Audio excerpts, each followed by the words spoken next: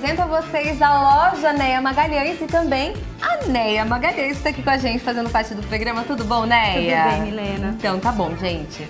Tem cada peça linda. A gente vai começar aqui com a primeiro modelo. Como que é o nome dela? Camila. Camila.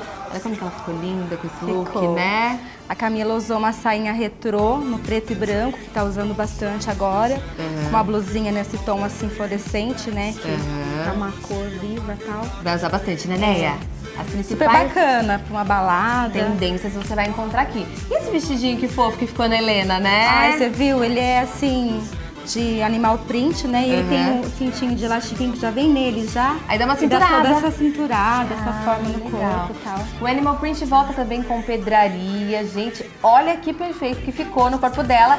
E o último look a gente vem com uma coisa mais despojada. Shortinho, né, Neia? Vários modelos você vai encontrar aqui. Qual é o endereço? Fala pra gente. Aqui é Florindo Sibim, número 97. E o telefone? 3601-6694. Neia Magalhães, venha conhecer. Vem.